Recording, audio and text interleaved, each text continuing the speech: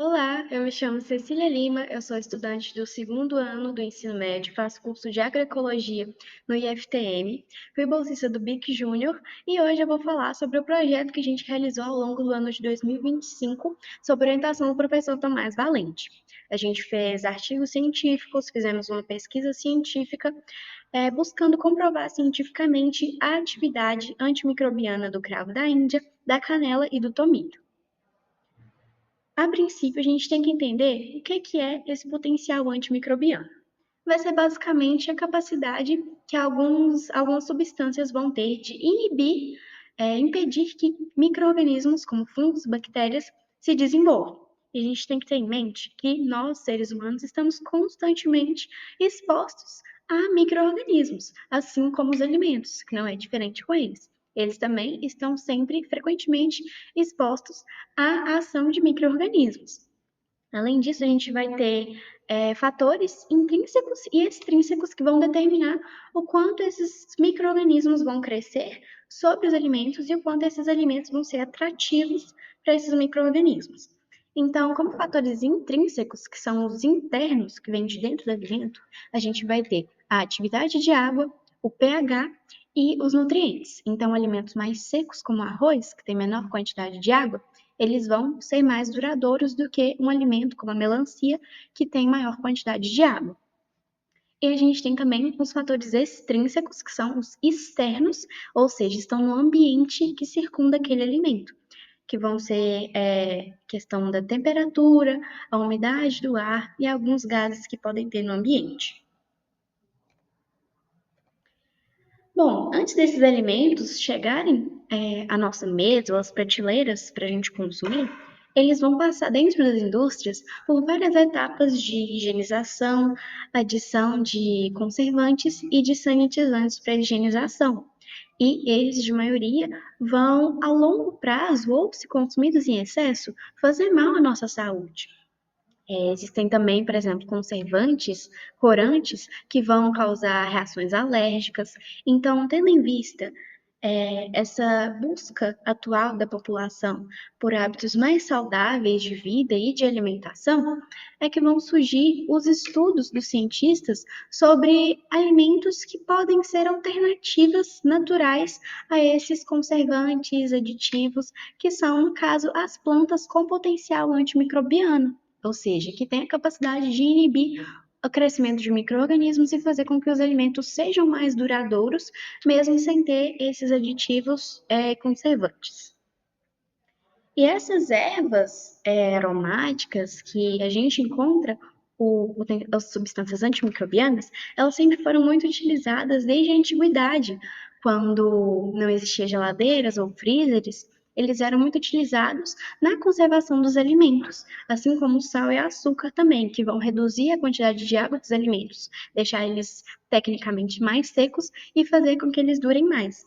Então, ervas como cravo da Índia, coentro, tomilho, canela, açafrão sempre foram muito utilizadas tanto nesse âmbito culinário para a conservação dos alimentos quanto na medicina. Então, eles foram utilizados como xaropes, em várias receitas que, inclusive, são passadas de geração para geração. Nossos avós passam para a gente receitas para poder curar garganta, gripe, tosse. Então, esses alimentos com potencial antimicrobiano sempre estiveram presentes também nessa receita, por terem esse potencial antimicrobiano, anti-inflamatório, analgésico. E é isso que a gente vai buscar no nosso trabalho. Esse foi nosso objetivo: buscar validar cientificamente essas receitas passadas de geração para geração, essas receitas tradicionais, buscar validá-las cientificamente, ver se esses alimentos realmente têm a capacidade de agir contra bactérias, que no caso do nosso experimento, a bactéria utilizada foi Staphylococcus aureus, muito comum em experimentos. Então, vamos para a metodologia. O que a gente fez durante esse projeto, esse experimento? Inicialmente, a gente pesquisou alguns conceitos prévios, como os fatores intrínsecos, extrínsecos, atividade de água, pH. Nós fomos ao laboratório, tivemos um bate-papo com os nossos avós, tias, para pegar as receitas tradicionais. E logo após a gente foi para o laboratório uma outra vez, uma segunda vez, para poder preparar o experimento. Então, o primeiro passo a gente fez o meio de cultura, que utilizado no nosso experimento foi o PCA. O preparo das amostras, elas foram receitas pegadas com a minha avó. Para os chás de tomilho e canela, a gente foi utilizadas uma colher de sopa cheia de folhas frescas de tomilho e o de canela, 3 unidades de canela em pau, ambos em 240 ml de água, que ficaram sob fervura por 10 minutos e depois sob infusão com o fogo desligado por mais 10 minutos. Então foram receitas aquosas. E para o cravo da Índia, para a amostra de cravo da Índia, foram utilizadas 20 gramas do cravo da Índia, maceradas em 2 ml de água destilada, no almofariz com pistilo, como mostra na imagem. No ensaio do antibiograma, a gente utilizou uma solução bacteriana de Staphylococcus aureus, a gente inoculou nas placas, e essas placas elas ficaram na estufa por 48 horas para posterior análise, que a gente fez com o programa ImageD, que é um software bem utilizado, muito eficiente para quantificação de áreas de placas e alos de inibição. No caso, a gente conseguiu usar alos de inibição através desse programa. Então, vamos ver o que a gente conseguiu com os resultados do nosso experimento. Bom, a gente conseguiu comprovar que os 3 compostos testados, eles vão ter sim essa atividade antimicrobiana, essa capacidade de agir contra o micro-organismo Staphylococcus aureus, e o cravo da Índia foi na frente com a maior média de área inibida, com 4,62% de área inibida, desvio padrão de 2,42%. Então vamos ver o que é que tem nesses compostos que podem ter impulsionado esse resultado positivo frente à bactéria. Começando a falar sobre o cravo da Índia, cujo nome científico é Syzygium aromaticum. A gente vai ter no cravo da Índia compostos bioativos como eugenol, acetato de eugenol e beta-carofileno, que vão garantir propriedades analgésicas, anti-inflamatórias e antimicrobianas.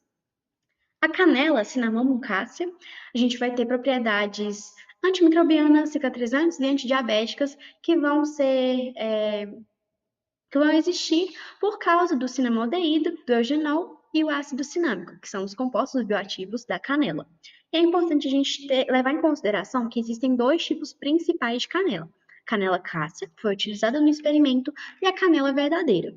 A diferença entre elas vai desde a origem, a cor, ao formato, mas a questão das propriedades, a gente vai ter que a canela cássia, ela tem um pouco menor quantidade de propriedades, essas citadas, apesar de que vão ter sim, as 2 canelas vão possuir essas propriedades, esses compostos bioativos, mas a canela cássia ela pode ter em uma pequena quantidade a menos do que a canela verdadeira. E também a canela cássia, ela vai apresentar um certo teor de cumarina um pouco maior do que a canela verdadeira. A canela verdadeira, ela também vai ter essa substância, mas é uma menor quantidade. E a cumarina, ela é uma substância que, se consumir em excesso, ela faz mal para os nossos fígados, rins, é tipo um veneno, então é muito importante a gente se atentar ao consumo da canela e como essas propriedades podem interferir nos resultados dos experimentos, apesar de que a canela cássia, ela vai, de qualquer forma, apresentar essa capacidade de inibir o crescimento de micro-organismos, como a gente já pôde ver no nosso experimento. Por último, o timos vulgaris, o tomilho, ele vai ter o timol e o cavacrol como compostos bioativos que vão conferir propriedades anti-inflamatórias, antioxidantes e antimicrobianas ao composto. E como que esses compostos bioativos eles vão agir? Basicamente, em contato com a membrana plasmática dos micro-organismos, eles vão deteriorá-la, eles vão acabar rompendo essa membrana, fazendo com que líquidos internos vitais para a existência desses micro-organismos, eles extravasem, e isso interfere no metabolismo da célula do micro-organismo e pode levar ele à falência.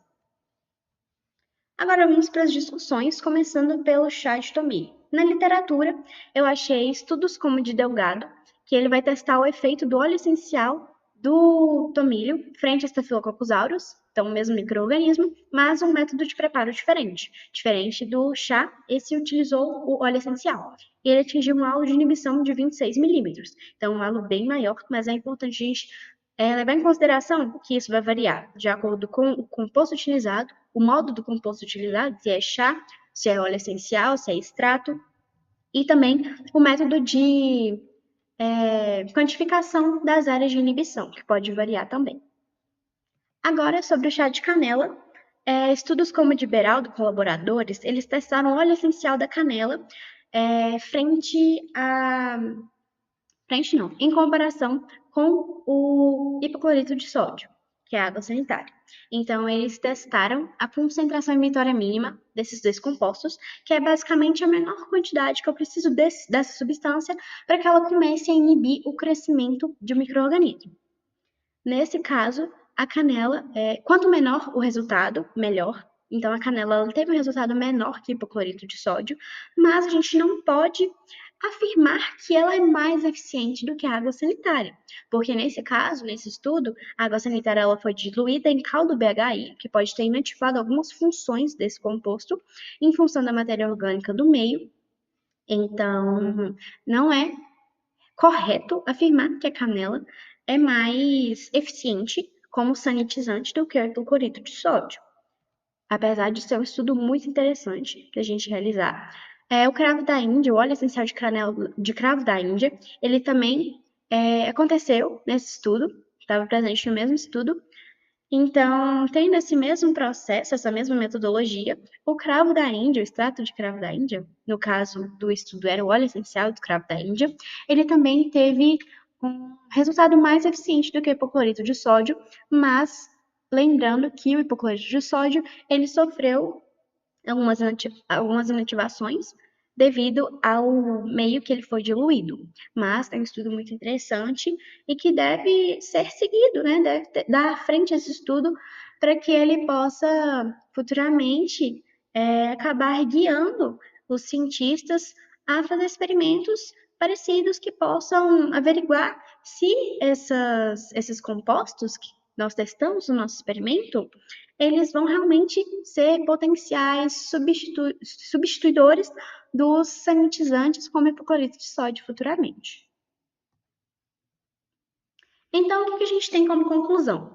Que os três compostos, eles apresentaram sim capacidade antimicrobiana contra o Staphylococcus aureus, que foi a nossa bactéria, e é importante a gente levar em consideração que os resultados de uns estudos da literatura para o nosso experimento vão variar bastante, a gente tem uma magnitude muito grande nos resultados, eles vão variar por causa do método de preparo.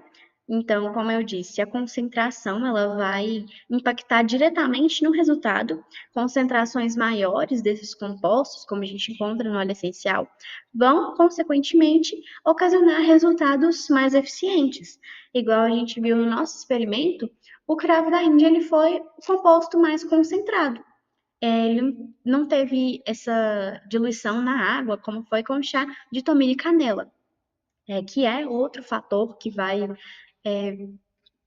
favorecer essa variação nos resultados, que é a temperatura e a água, então, que podem desnaturar algumas moléculas, inativar algumas moléculas do composto.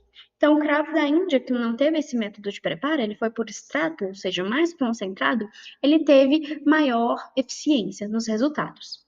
Mas os três compostos, então, eles apresentaram sim concentração suficiente para poder inibir o crescimento de micro-organismos.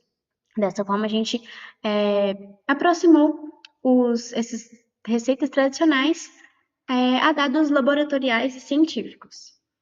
Então, como agradecimento, eu quero agradecer à FAPEMIG e à CNPq pela concessão das bolsas, à UFO por ter cedido o laboratório e o espaço para a gente realizar as reuniões e os experimentos do projeto, ao professor Tomás pela orientação, assim como aos graduandos em biotecnologia, João Lucas e a Débora, e também aos meus colegas. Foi muito bom construir todo esse conhecimento durante esse projeto. Com certeza é um conhecimento que nós vamos levar para a vida. Muito obrigada.